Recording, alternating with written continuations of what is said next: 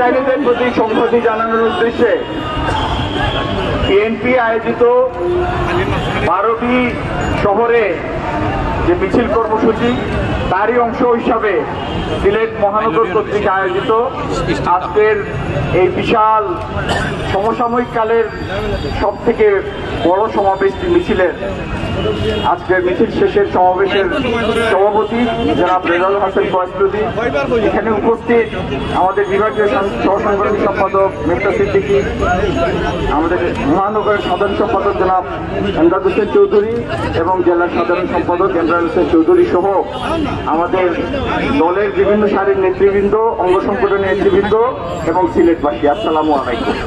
প্যালেস্টাইনে যে অত্যাচার চলছে, যে হত্যাযজ্ঞ চলছে, এটি শুধু প্যালেস্টাইন নিহত, প্যালেস্টাইনের মানুষ নিহত হয় নাই, মানবতা নিহত হয়েছে, মানুষের মানবিক মর্যাদা নিহত হয়েছে, ন্যায় বিচার নিহত হয়েছে, সাম্য সমতা নিহত হয়েছে। ছোট শিশু, মায়ের কোলে শিশু, নিষ্পাপ শিশু, এই শিশুকে পর্যন্ত পরিকল্পিতভাবে হত্যা করা হচ্ছে যাতে প্যালেস্টাইনিদের পরবর্তী প্রজন্ম বলে কিছুর অস্তিত্ব না থাকে। দুঃখের বিষয়, 50,000 নরনারী শিশুর মৃত্যুর পরেও বিশ্ব বিবেক জাগ্রত হয় নাই এবং ইসরায়েলকে থামানোর জন্য এখনো পর্যাপ্ত চেষ্টা তারা নেয় নাই। এই যে জঘন্য দৃষ্টান্ত স্থাপিত হয়েছে, এটির সমাপ্তি এই জায়গাতেই হবে না। দিনের পরে রাত হয়, রাতের পরে দিন হয়, জিজ্ঞাসা বাড়ায়, অত্যাচার নতুন অত্যাচারের জন্ম দেয়।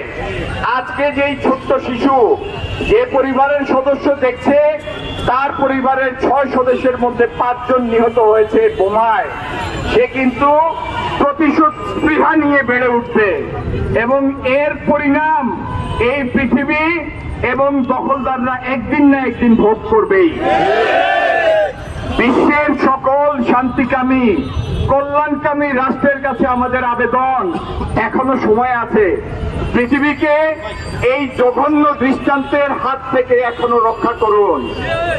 বাংলাদেশ জাতীয়তাবাদী দল তার সৃষ্টির শুরু থেকে প্যালেস্টাইনিদের অধিকারের প্রতি প্রতিশ্রুতিবদ্ধ। শহীদ রাষ্ট্রপতি জিয়াউর রহমান এবং ইয়াসির আরাফাত ছিলেন ঘনিষ্ঠ বন্ধু।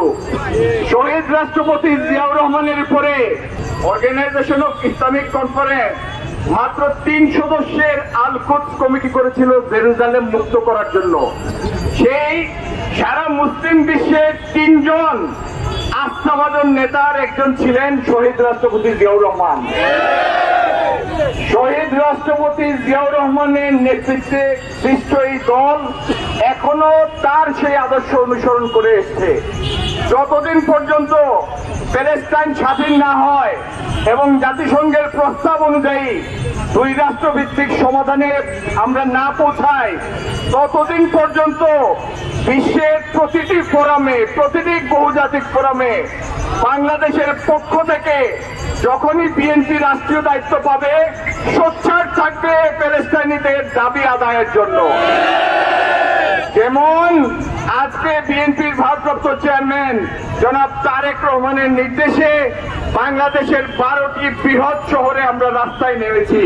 আমাদের সাথে হাজারো লাখো সাধারণ মানুষ এই দাবি আদায়ের উদ্দেশ্যে রাস্তায় নেমেছে।